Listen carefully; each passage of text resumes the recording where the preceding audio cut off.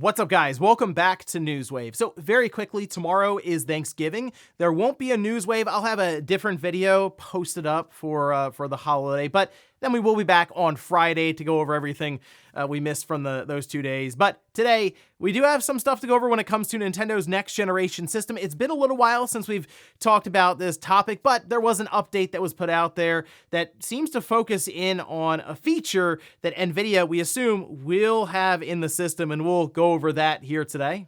Also, we are going to be talking about Sony facing a pretty serious lawsuit, as it does play into the idea of the control that these publishers and platform holders would have in the all-digital future. And we'll also be taking a look at a newly announced N64 game for Nintendo Switch Online, this going back to the old days of Rare in the 90s. Guys, if you enjoy these videos, make sure to hit that like button, helps out a ton. And if new here to the Spawnwave channel, make sure you subscribe down below. And we're going to start today with Steam and their autumn sale that is now live. This is a great way to build up that Steam library full of all kinds of games that you keep telling yourself you're going to get to, but well, here we are again for another sale to build up that backlog. Anyway, we can see this posted up over on the Steam website. It's their autumn sale. It's running until November 28th. Now, I will say, if you're planning on getting a Steam Deck, or you think you're getting a Steam Deck maybe as a gift for the holidays, it is a good sale to look through. Maybe start building up that library of games on PC. I mean, you can go through and see big numbers being marked down, 90% off. For example, Need for Speed Heat, bring it down to $7. Doom Eternal marked down to $10.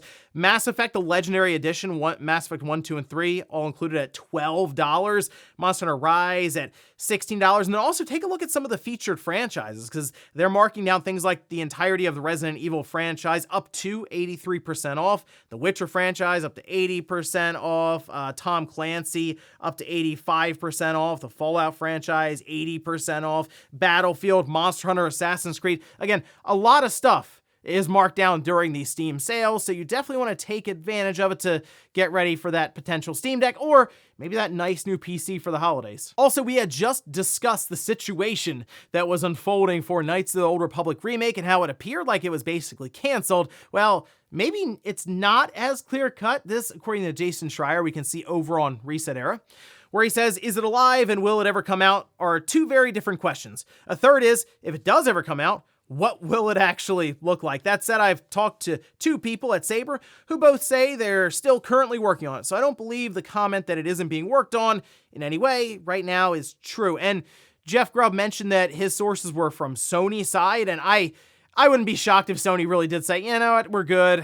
We've seen them, or at least heard about reports, even from Jason Schreier himself, about things in the background for Sony not being super confident around certain live service aspects. And then you hear about the issues at Embracer. Not hard to believe that Sony would maybe back away from that whole situation. But also, it's possible that Embracer could have Saber at least still working on it, just in case they are able to secure funding from maybe a new potential investor, or who knows, maybe they just change the overall vision of what the game was originally going to be, and they're able to release it in a more affordable way. I'm hoping we eventually see what this thing could have been, or what it turns into maybe years from now, but for right now, I'm going to assume that it's shelved or just outright canceled. Oh, and we did finally get the announcement for the next generation retail-facing version of Cyberpunk 2077. This was announced in a press release by CD Projekt over on the website.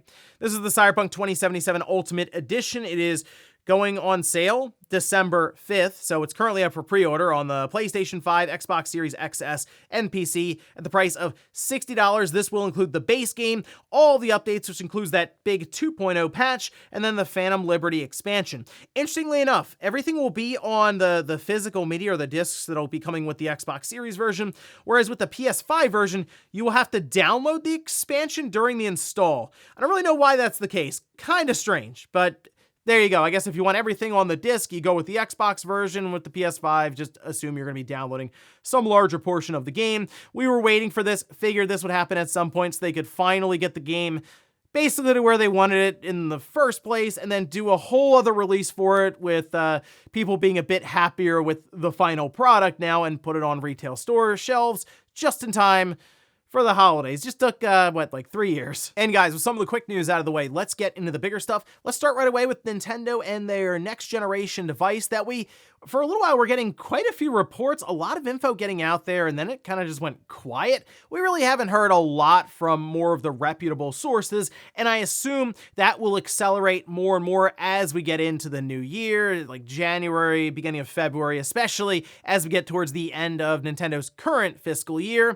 They still have quotas and things they have to meet in front of investors right now, but there is one bit of information that's gotten out there through way of Digital Foundry, and I was looking at it, and it is interesting because it's still kind of bringing up that mystery aspect around NVIDIA and Nintendo and exactly what kind of chip they're going to be producing here for what we assume to be another hybrid device from Nintendo using their Tegra line. Anyway, we can see this posted up by VGC, who did transcribe what was said on Digital Foundry, but I will leave a link to their basically their podcast as well down below, as they were answering different questions and going over things from viewers. One question had to do with Nintendo's next generation device, and maybe if Nintendo would try to flip the script a bit and go back to the traditional home console market. I don't think so. I think they're going to stick with the hybrid model.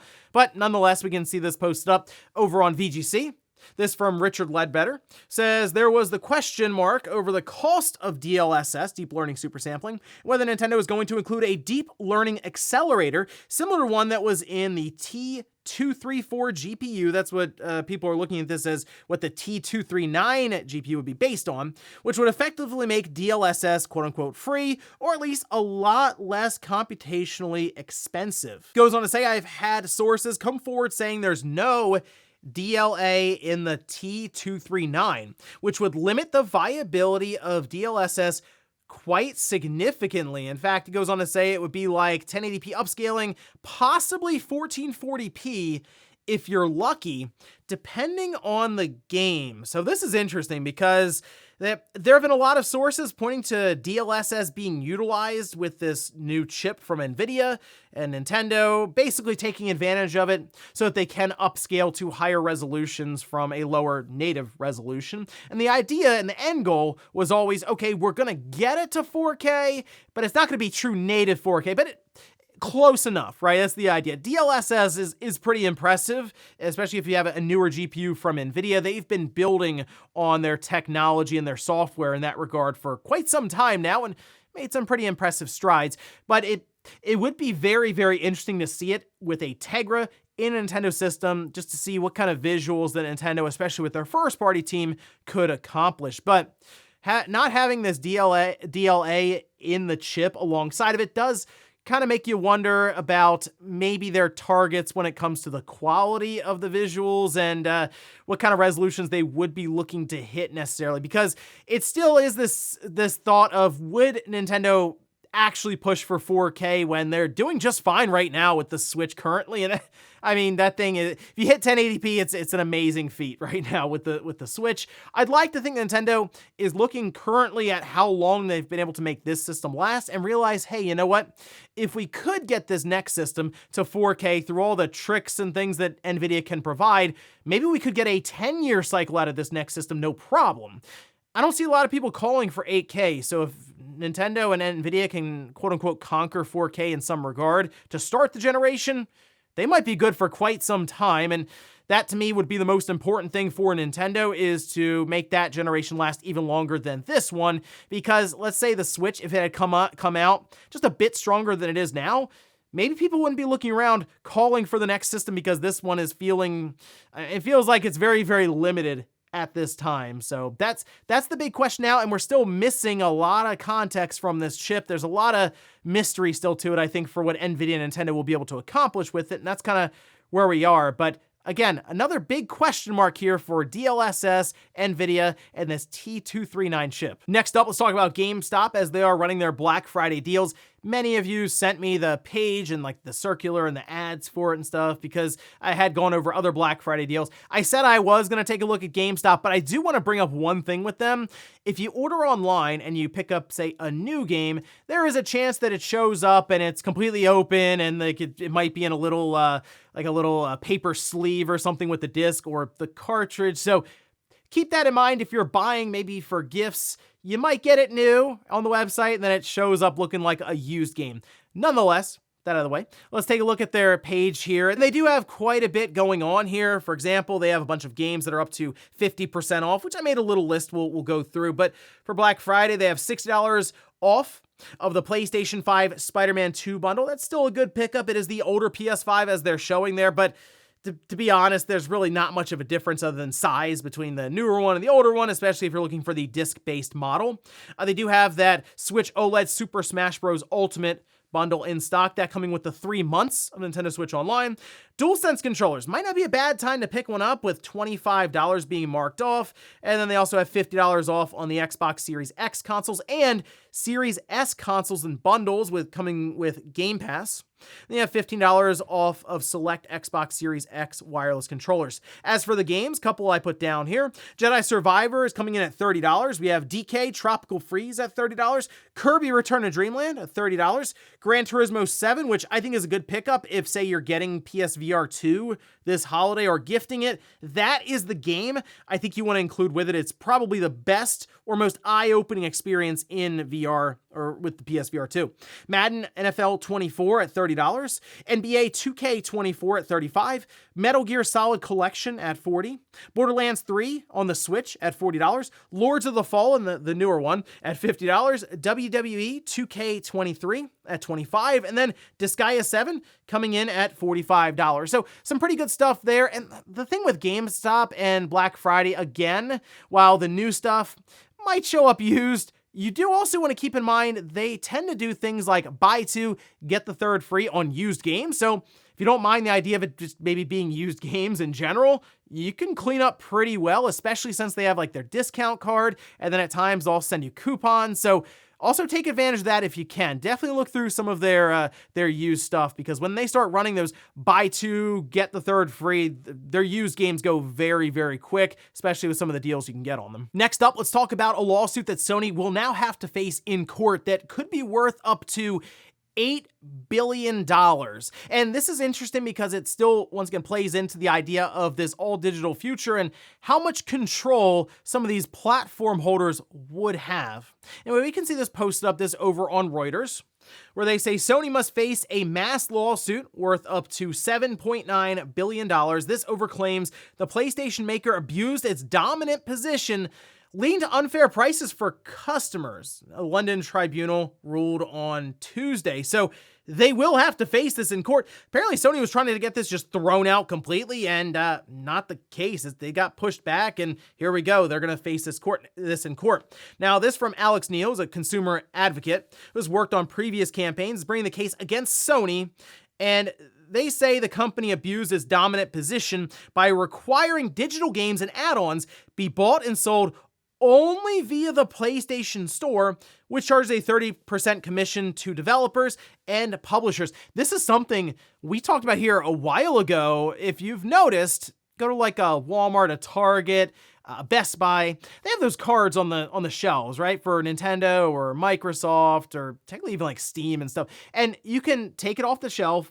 It'll be for The Legend of Zelda, Tears of the Kingdom, or Mario Party, or Halo or something. You can buy the card at the register, and then you scratch the back off and you punch the code in and you get the game. Sony doesn't allow that anymore. They did for a little while, and then they just cut that off completely to where you can only buy cards that then give you the dollar amount in your wallet on the PlayStation Store. Basically meaning you can only buy games from them digitally, which, look at kind of the direction we're going in now. Eventually, there won't be physical games on the store shelves, and you'll have one source to buy them from, which to me at this time, I know people talk about preservation and stuff. That is the biggest concern, essentially having a one-stop shop monopoly for these different games. So you won't have used games that you can go out maybe instead and pick one of those up for much cheaper. You won't be able to borrow games from people. You won't be able to rent games.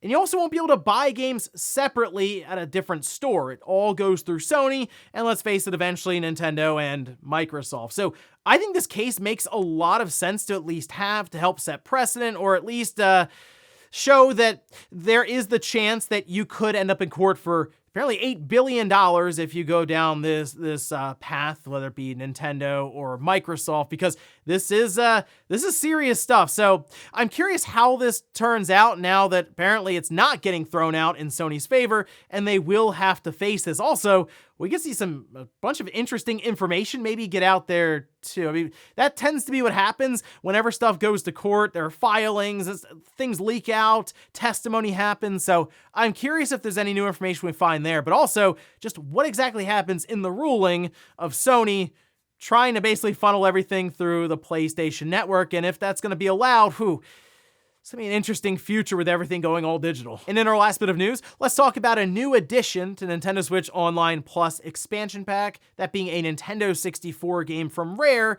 in the 90s, and we can see this posted up over on Twitter. From Nintendo of America, Adventure Calls in the Galaxy of Jet Force Gemini, coming to Nintendo Switch for Nintendo Switch Online Plus expansion pack members this December. It's been a long time, I'm telling you that, a long time since I played Jet Force Gemini. This is fun stuff. Now, they do also have a 4-player, I remember having a 4-player multiplayer mode. I think it was just sort of like deathmatch with these very awkward controls.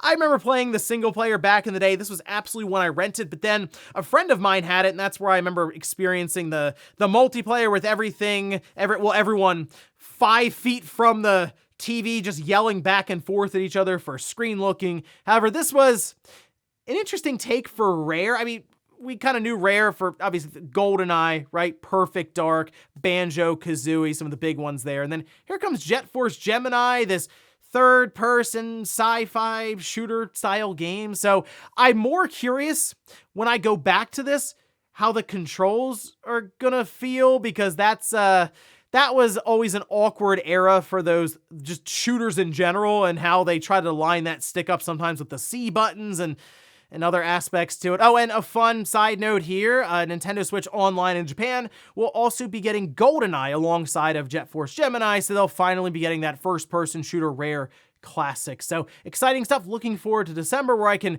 go back to Jet Force Gemini and see how it's holding up. And before we go to the comments of the day, we'll take a look at Game of the Year Madness Day 4. We can see, Super Mario RPG absolutely took care of Assassin's Creed Mirage. I kind of expected this. I mean, Super Mario RPG, absolute classic from the Super Nintendo days, and it just got a release that people are really, really excited about and having fun with. So, yeah, I mean, this makes sense. But the full bracket starts now. In fact, today, voting will go live at 11 a.m. Eastern, and that will be for technically the first round, which is F-Zero 99 versus Cassette Beast. While I like Cassette Beast, I understand the F-Zero army is very, very strong right now. I'm sure they're really, really happy after they took out Starfield, so kind of expect them to take out Cassette Beasts as well, but I guess you never know. And we'll finish up with the comment of the day, as you're seeing here.